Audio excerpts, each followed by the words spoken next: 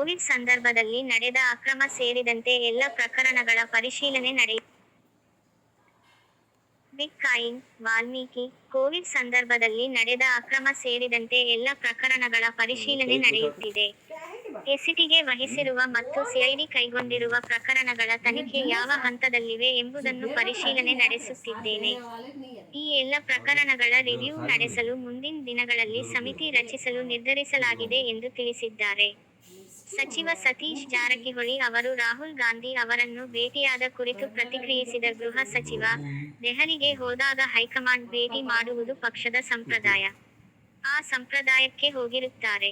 ಎಲ್ಲದಕ್ಕೂ ರಾಜಕೀಯ ಬಣ್ಣ ಕಟ್ಟುವ ಅಗತ್ಯವಿಲ್ಲ ಎಂದಿದ್ದಾರೆ. ಹೈಕಮಾಂಡ್ ಬೇರೆ ಬೇರೆ ಕೆಲಸಗಳನ್ನು ಒಪ್ಪಿಸಿರುತ್ತದೆ. ನನಗೆ ಸೋಶಿಯಲ್ ಮೀಡಿಯಾ ಟ್ವಿಟರ್, ಫೇಸ್ಬುಕ್ನಲ್ಲಿ ವೈಯಕ್ತಿಕ ನಿಂದನೆಯ ಪೋಸ್ಟ್ಗಳನ್ನು ಹಾಕುತ್ತಿದ್ದಾರೆ. ಇದರಿಂದ ಗೌರವಕ್ಕೆ ಧಕ್ಕೆಯಾಗುತ್ತಿದೆ ಎಂದು ಹೇಳಿದ್ದರು. ಇದೇ ವಿಚಾರಕ್ಕೆ ನಾನು ಭೇಟಿಯಾಗಿದ್ದೆ. ಅದನ್ನು ಬೇರೆ ತರ ಅರ್ಥೈಸಿಕೊಳ್ಳಲಾಗಿದೆ ಎಂದು ಪರಮೇಶ್ವರ್ ಹೇಳಿದ್ದಾರೆ. ಮುಡಾ ಹಗರಣಕ್ಕೆ ಸಂಬಂಧಿಸಿದಂತೆ ಮುಖ್ಯಮಂತ್ರಿ ಸಿದ್ದರಾಮಯ್ಯ ಇದೀಗ ತೀವ್ರ ಸಂಕಷ್ಟ ಎದುರಿಸುತ್ತಿದ್ದು, ಇದರ ಮಧ್ಯೆ ಮತ್ತೊಂದು ಆಘಾತಕಾರಿ ವಿಷಯ ಬಹಿರಂಗವಾಗಿದೆ. ಸಿಎಂ ಸಿದ್ದರಾಮಯ್ಯ ಪತ್ನಿಗೆ 50 ರಿಂದ 50 ಅನುಪಾತದಲ್ಲಿ ಸೈಟ್ ಕೊಟ್ಟಿದ್ದು ತಪ್ಪು ಎಂದು ಅಧಿಕೃತವಾಗಿ ಸರ್ಕಾರ ಒಪ್ಪಿಕೊಂಡಿದೆ. ಹೌದು, ಈ ಕುರಿತಂತೆ ಸರ್ಕಾರದ ಅಧೀನ ಕಾರ್ಯದರ್ಶಿಯಿಂದ ಆದೇಶ ಬಂದಿದ್ದು, 2001 ರಲ್ಲೇ ದೇವನೂರು ಬಡಾವಣೆ ನಿರ್ಮಾಣವಾಗಿದೆ ಎಂದು ಖುದ್ದು ಸಿಎಂ ಪತ್ನಿ ಬರೆದ ಪತ್ರದಲ್ಲಿ ಉಲ್ಲೇಖವಾಗಿದೆ.